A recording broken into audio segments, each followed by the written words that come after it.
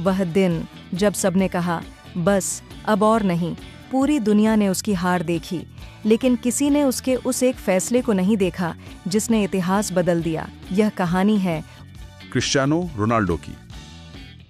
कहानी शुरू होती है पुर्तगाल के एक छोटे से खूबसूरत द्वीप मडेरा से, लेकिन रोनाल्डो की जिंदगी उतनी खूबसूरत नहीं थी। रोनाल्डो का बचपन पुर्तगाल के एक छोटे से आइलैंड मेडेरा में बीता। एक बहुत ही मामूली सा परिवार था। पिता माली थे, माँ एक कुक थी जो जैसे तैसे 4 बच्चों का पेट पाल रही थीं। हालात ऐसे थे कि घर में अक्सर खाने के भी लाले पड़ जाते थे, और शायद यही वो माहौल था जिसने उसके अंदर वो आग पैदा की। ये बात खुद रोनाल्डो ने कई बार कही है। उस माहौल में सपने देखना भी एक लग्जरी थी। फुटबॉल तो शायद बस एक खेल नहीं था फिर। नहीं, बिल्कुल नहीं। फुटबॉल उस छोटी सी दुनिया से बाहर निकलने का एक जरिया था, एक टिकट। उन्होंने खुद एक इंटरव्यू में बताया है कि वो और उनके दोस्त पास के एक फास्ट फूड जॉइंट पर जाते थे और दरवाजे पर इंतजार करते थे कि कोई उन्हें बचे हुए बर्गर दे दे। वो उस भूख को आज भी नहीं भूले हैं। ये भूख थी पहचान की, इज्जत की, उस मुश्किल जिंदगी से बाहर निकलने की। और उस आग को शायद सबसे पहले उनकी माँ ने पहचाना। जब रोनाल्डो सिर्फ 12 साल के थे, उन्हें लिस्बन की एक बहुत बड़ी फुटबॉल एकेडमी स्पोर्टिंग लिस्बन से बुलावा आया। ये एक बहुत बड़ा मौका था, पर फैसला उतना ही मुश्किल। सोचिए, एक माँ को अपने 12 साल के बेटे को घर से सैकड़ों किलोमीटर दूर एक अनजान शहर में भेजना था। उन्हें पता था कि या तो बेटा यहाँ रहकर गुमनामी में खो जाएगा या वहां जाकर शायद दुनिया जीत लेगा। और रोनाल्डो आज भी कहते हैं, मेरी माँ मेरे लिए सब कुछ है। लेकिन लिस्बन में जिंदगी आसान नहीं थी। बिल्कुल भी नहीं। वो वहाँ अकेले थे। दूसरे बच्चे उनके मदेरा के एक्सेंट का, उनके बोलने के तरीके का मजाक उड़ाते थे। वो अक्सर रात में अपनी माँ को फोन करके रोते थे ना। हाँ, और इसी मानसिक तनाव के बीच एक और मुश्किल आ गई, एक फिजिकल चैलेंज। उनके दिल की प्रॉब्लम। बिल्कुल। डॉक्टरों ने बताया कि रोनाल्डो को टैकीकार्डिया है, जिसे आम भाषा में रेसिंग हार्ट कहते हैं। मतलब उनका दिल कभी-कभी बहुत तेजी से धड़कता था। हाँ, और एक एथलीट के लिए ये बहुत खतरनाक हो सकता था। उनका करियर शुरू होने से पहले ही खत्म हो सकता था। तो फिर क्या हुआ? एक लेजर सर्जरी की गई। पूरा परिवार, उनकी माँ, सब डर गए थे। सबको लगा कि सपना टूट गया, लेकिन उस 15 साल के लड़के के दिमाग में कुछ और ही चल रहा था। क्या? सर्जरी के कुछ ही दिनों के अंदर रोनाल्डो वापस ट्रेनिंग के मैदान पर थे, जैसे कुछ हुआ ही ना हो। उनके पास कोई प्लान भी था ही नहीं। ये जिद ही थी जिसने उन्हें सबसे अलग बनाया। और फिर साल 2003 में दुनिया के सबसे बड़े क्लबों में से एक मैनचेस्टर यूनाइटेड और महान मैनेजर सर एलेक्स फर्गसन, हाँ, उनकी नजर उन पर पड़ी। वो उन्हें इंग्लैंड ले आए। ये किसी सपने के सच होने जैसा था। हाँ, लेकिन सर एलेक्स ने उनमें जो देखा वो सिर्फ टैलेंट नहीं था, उन्होंने एक कच्चा हीरा देखा। मतलब उस समय का रोनाल्डो आज के रोनाल्डो से बहुत अलग था। ओह, बहुत अलग। उसके पास स्पीड और स्किल तो थी, लेकिन वो एक शो पोनी थे। Show pony? मतलब अक्सर एक एक्स्ट्रा स्टेप ओवर करते थे जब एक साधारण पास ज्यादा असरदार होता। उनका खेल टीम के लिए कम और दर्शकों के लिए ज्यादा था।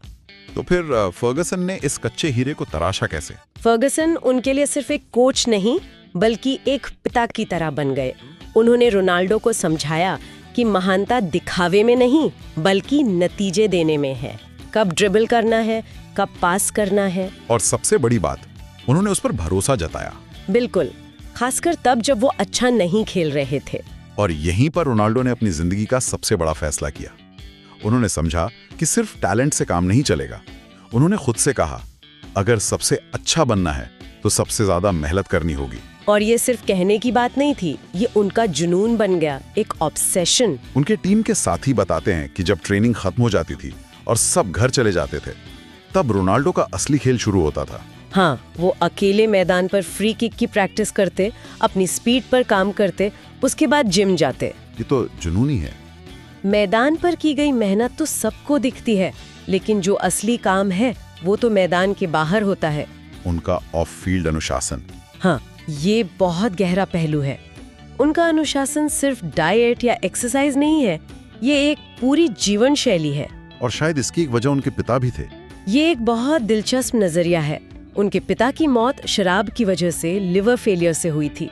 अक्सर ऐसे अनुभव इंसान को 2 रास्तों पर ले जाते हैं, या तो वो भी उसी रास्ते पर चल पड़ता है या फिर वो उससे कोसों दूर भागता है। और रोनाल्डो ने दूसरा रास्ता चुना। बिल्कुल, शायद अनजाने में ही सही, उनका अपने शरीर पर ये कंट्रोल उस चीज पर कंट्रोल पाना था जिस पर उनके पिता का कोई कंट्रोल नहीं था। वो शराब को हाथ नहीं लगाते, कोई जंक फूड नहीं, 8 घंटे की नींद। उन्होंने अपने शरीर को एक ऐसी मशीन बना दिया है जिसे भावनाओं से नहीं बल्कि रूटीन से चलाया जाता है। और इसीलिए वो 40 की उम्र में भी ऐसे फिट हैं। हाँ, उनकी बायोलॉजिकल एज 20-25 साल के एथलीट जैसी है। लेकिन ऐसा नहीं है कि उनकी जिंदगी में सब कुछ अच्छा ही होता रहा। उन्होंने बहुत मुश्किल दौर भी देखे।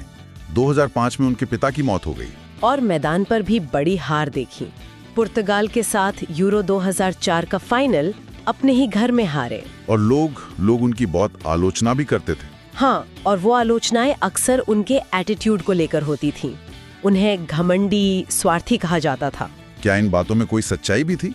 क्या उनका ये मैं सबसे बेहतर हूं वाला एटीट्यूड कभी-कभी टीम पर भारी पड़ता था? ये एक बहुत अच्छा सवाल है।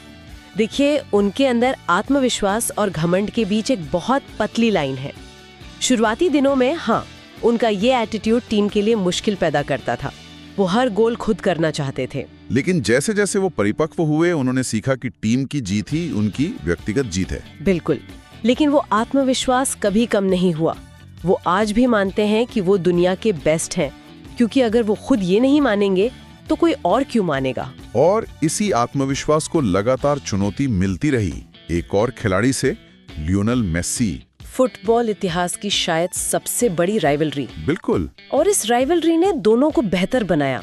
मेसी, जिसे लोग नेचुरल टैलेंट कहते हैं, और दूसरी तरफ रोनाल्डो, जो मेहनत और इच्छा शक्ति का प्रतीक हैं। तो जब मेसी कोई अवार्ड जीतते तो रोनाल्डो उसे एक चैलेंज की तरह लेते थे। हाँ, और अगले दिन ट्रेनिंग पर दुगनी मेहनत करते हैं। उन्होंने इस तुलना से डरना नहीं सीखा, बल्कि उसे अपनी ताकत बना लिया। और इसी मेहनत और जिद ने रोनाल्डो को सिर्फ एक खिलाड़ी नहीं बल्कि एक ग्लोबल ब्रांड बना दिया, CR7। हाँ, यहाँ एक दिलचस्प बात है। लोग उनके जूते, जर्सी या परफ्यूम इसलिए नहीं खरीदते कि वो सिर्फ एक सामान है। तो फिर क्यों खरीदते हैं? वो असल में रोनाल्डो के उस अनुशासन, उस परफेक्शन और उस जीत की मानसिकता को खरीद रहे होते हैं। मतलब CR7 ब्रांड एक आइडिया बेच रहा है। एग्जैक्टली। ये एक आइडियोलॉजी बेच रहा है कि आप भी मेहनत से कुछ भी बन सकते हैं। लेकिन इस किंगडम की, इस महानता की एक कीमत भी तो होगी। बिल्कुल, हर चीज की एक कीमत होती है। उनकी सोशल लाइफ बहुत सीमित है, दोस्त बहुत कम है। उन पर हमेशा अच्छा खेलने का, गोल करने का, जीतने का दबाव रहता है। वो खुद कहते हैं कि उनके लिए आराम से बैठना भी आसान नहीं होता। तो क्या ये कहा जा सकता है कि अनुशासन आपको महान तो बनाता है, पर शायद हमेशा खुश नहीं रखता? हाँ, ये एक सौदा है। उन्होंने असाधारण सफलता के लिए एक साधारण जिंदगी की कुर्बानी दी है। और वो आज भी उस सौदे को निभा रहे हैं।